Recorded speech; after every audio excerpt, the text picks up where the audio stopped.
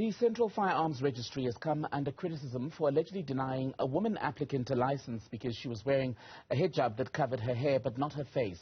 The move has been condemned as Islamophobic and an infringement of religious rights.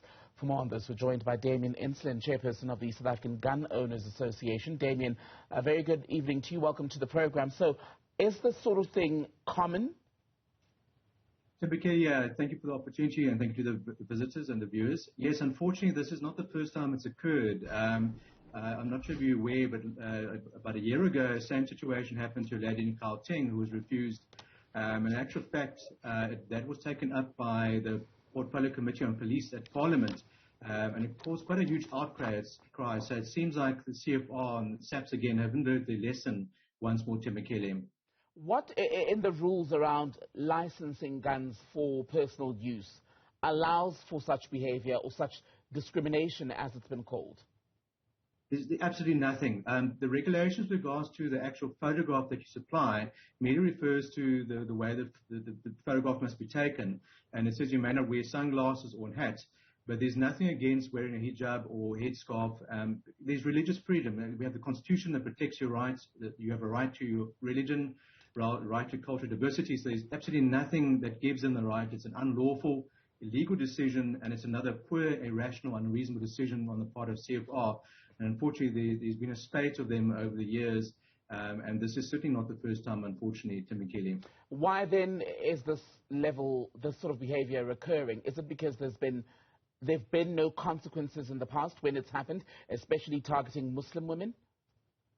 I think so. I think if there were more consequences on the decision makers, because we do find a lot of poor, unlawful and illegal decisions being made, if there was consequences where people were taken to task within that department for such a poor decision, because unfortunately the applicant's only choice is to appeal and potentially go to the higher court once they've been refused, and that comes at great cost and time and inconvenience. And we also found recently the appeal board itself has been given a lot of poor, irrational, illegal decisions. So, yeah, there absolutely must be consequences at CFR, but there's been a raft of poor management, mismanagement, and the department itself has been disarray for a long time, and it needs restructuring and a new administration there. So, would you agree then, Damien, that this is Islamophobic? It's basically religious profiling of Muslim women? That's difficult to say, but certainly I feel it's a total lack of understanding of the law, the Constitution. We often find that police officers don't always have the right training, because ultimately CFR is run by police officers who perhaps don't have the proper training in administrative law as well as constitutional law. So I think it's more a lack of understanding of the law, which shows lack of poor training at a higher level of the police, which must change. We feel generally, I'm also a practicing attorney, and generally we see it as a poor lack of training on the part of police. And they're not trained correctly. They should understand the law and that everyone has a right to freedom of religion, freedom of diversity, and your cultural beliefs in that. And the Department of Home Affairs accepts these type of photographs for visa applications, for passport applications, for ID applications. You might recall the court case recently, Equality Court, with the Major Isaacs, who took the SADF to court.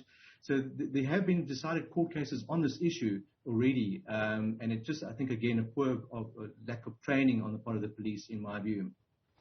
So given that you say it's a lack of training in the police service, who in the responsibility order, shall we say, the management of the police service, who should take ultimate responsibility? Is it the commissioner, national, provincial? Who do we point the finger at? It starts at the national commissioner level. We've seen it, degradation of the police training and the police sort of lack of skills over a long period, and it certainly goes from the top down. You need proper management. You need proper sort of management of the resources to ensure that people are trained correctly. They have an understanding of the law. People appointed to these departments. I often had discussions with really high-level police officers within CFR who don't always have an understanding of what they're dealing with. It is a vast piece of legislation, but they need to ensure that there is proper training. So absolutely, it starts at the National Commission level and goes all the way down at a high level at CFR, the high-level administration. That needs to change, and it needs to change very quickly.